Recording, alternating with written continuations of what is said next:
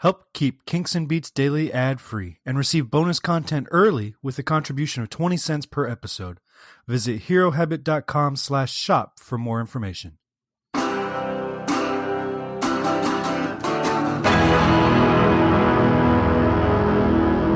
Welcome to Kinks and Beats Daily. I'm your host, Tony Fry. This is episode 138. I thank you for downloading yet another trip down the Kinks and Beatles discography. Today we're talking about a song I would wager a lot of you have never heard, including a good deal of you Kinks fans. The song is called War Is Over by the Kinks, as you might have guessed. It was released October 2nd, 1989 on the UK Jive album, which I own on vinyl now. Thank you to a couple listeners who mailed that in to me. And then it was also released as the B-side to How Do I Get Close on November 28th, 1989. It did not chart. I actually own that 45 as well. I found that in a little record store in Sacramento.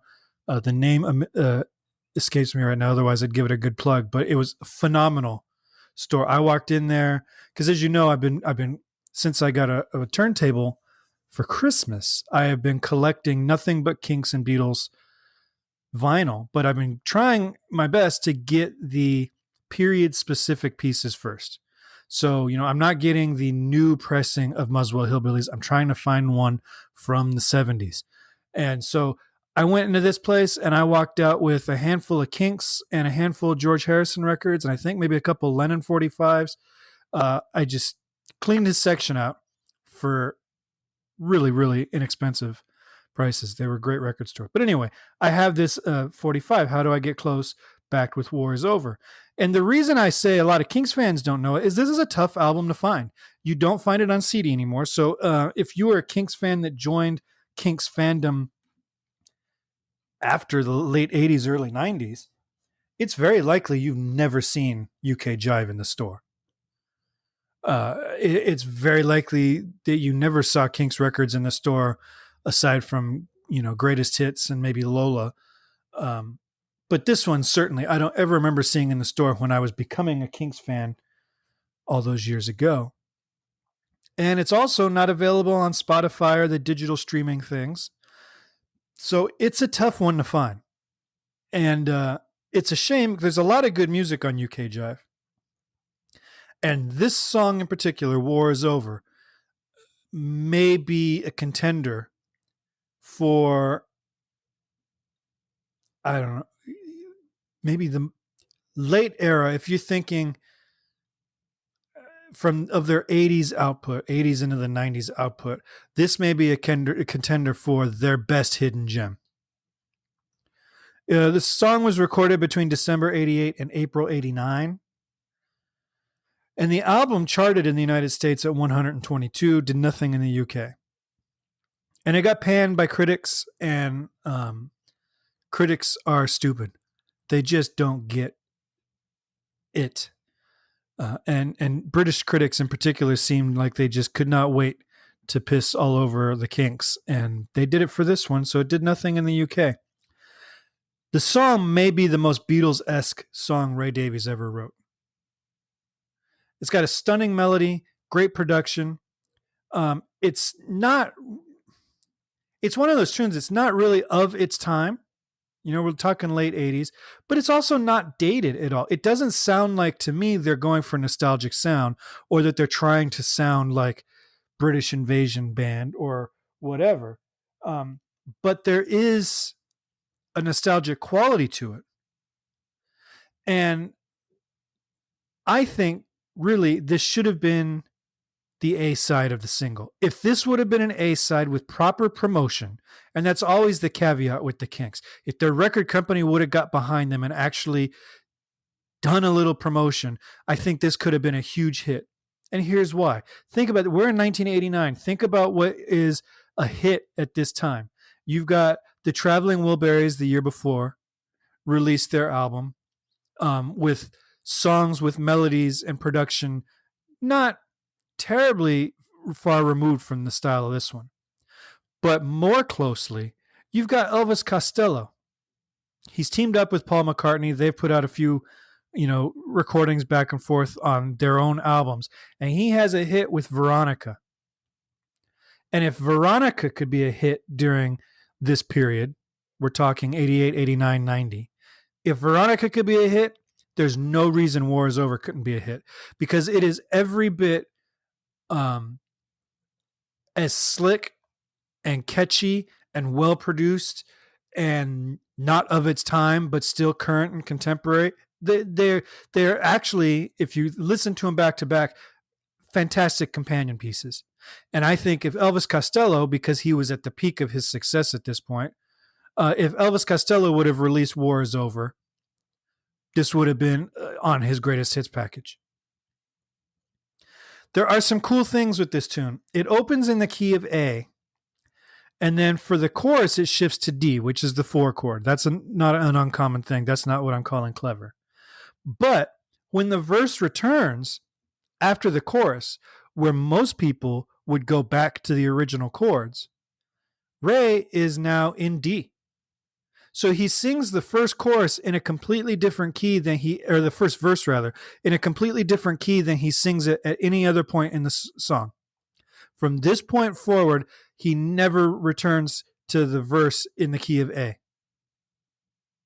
And I never really noticed the shift until I analyzed the chords.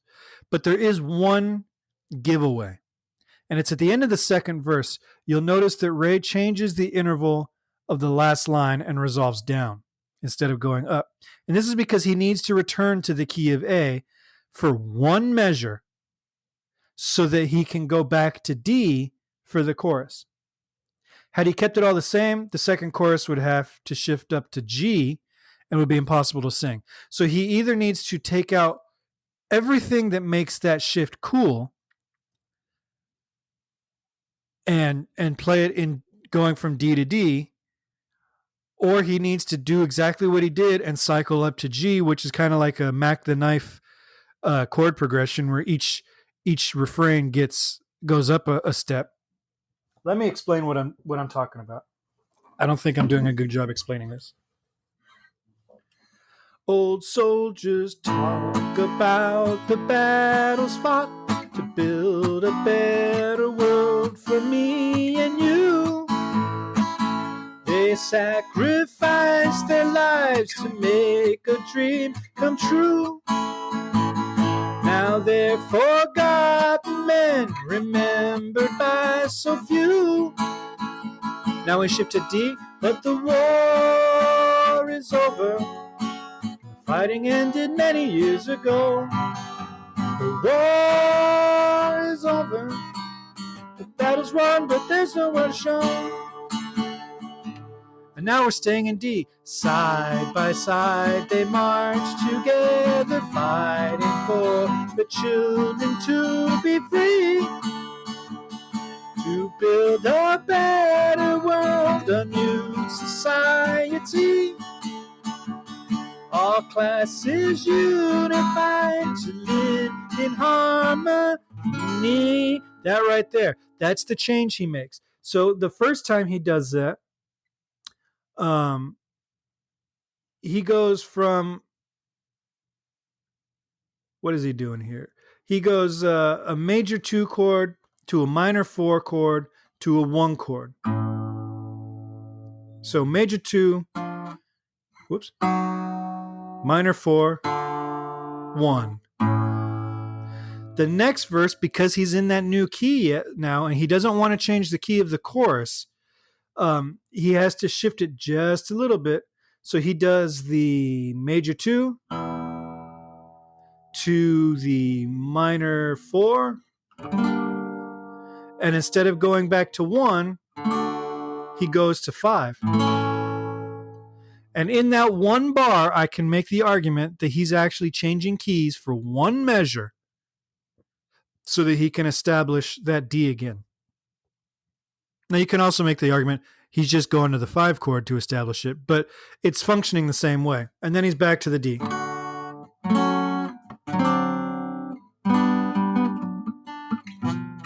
So there's all sorts of cool stuff. I'm sorry, I apologize for my singing. This is a really hard song to sing, and that's another thing. If you listen to Ray's performance on this, This is a tough melody, and it doesn't seem like it would be, but it is. So there's that. And there's a lot of cool harmonic tricks other than that Ray uses on this track. For starters, the verse's big hook comes from using a minor 4, where a major 4 would have made more sense in terms of the harmony. But when it follows the 2 chord, it creates a chromatic return of the tonic. So what I mean by that is, talk about the battles for... If we're going to a 2 chord. Oops. Now, it should go to... If it's a 4 chord, he'd hit a D major. That would have sounded fine, right?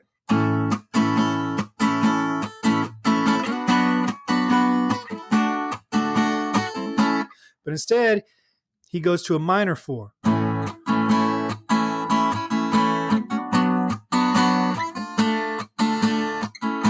So what he's doing is he's got that F sharp in the B minor, and then an F natural in the D minor. If he would, and then it resolves to an E for the A major chord. Had he done what most songwriters would do and just hit the 4 chord, you would have had 2 F sharps in a row.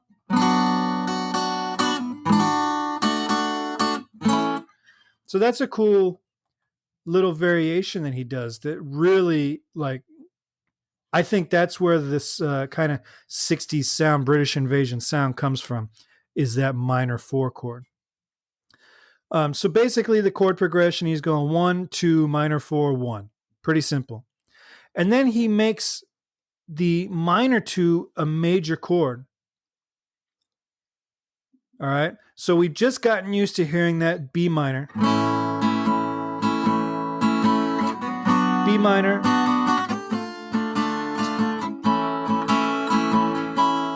Now he goes B major. So that's a 5 of 5 when we have a major 2 chord. That's actually the 5 chord of the 5 chord. So we're in the key of A.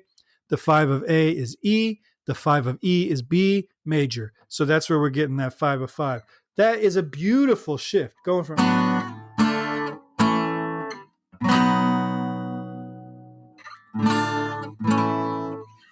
Gorgeous shift. I love it. And then the minor 2 returns for the bridge when he's doing the rich man, poor man, fighting for the land of hope and glory, a nation's voice, sing a song. So there he switches back to the minor chord for that 2. And that bridge, again, I'm going back to it, that is an Elvis Costello bridge if I've ever heard one. This is one of those songs that warrants repeat plays. You can find it on YouTube. If you can track down the CD, I encourage you to do that. But till then, you can find it on YouTube. It warrants repeat plays. Every time I hear this song, I have to go back and listen to it at least one more time. And I listened to it 4 times prepping for this podcast. I might go back and listen to it again. Because obviously they do it a lot better than I just did. And it's also one of them that no matter how loud you play it, it's not quite loud enough. And I like songs like that you just want it a little bit louder. I love this song. It ranks very highly on my favorite Kinks tracks. Everything about it. I think the band sounds great. There's a lot of tension during the recording sessions for this album, but at least on this song, they put it away and put in just pop perfection and prove that even, what are we at now, 35 years in, they can still produce phenomenal rock and roll records. And, Ray has proven it on his subsequent solo albums anyway, but this is a phenomenal track and really shows Ray at his peak as a songwriter. What are your thoughts on War Is Over? Let me know at 925-494-1739 or email me, kinksandbeats@herohabit.com. Everything about this podcast you can find at herohabit.com. Under the podcast button, there's a link for Kinks and Beats Daily where you've got the directory of shows, ways to contact me, where to subscribe, related articles that we've written about Kinks and Beatles related stuff over the years at Hero Habit. It's all there. I encourage you to go by.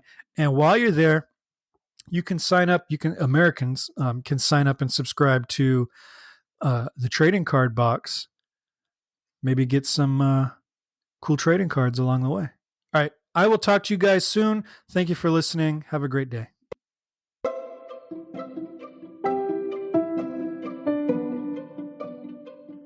This podcast is presented by the Hero Habit Podcast Network.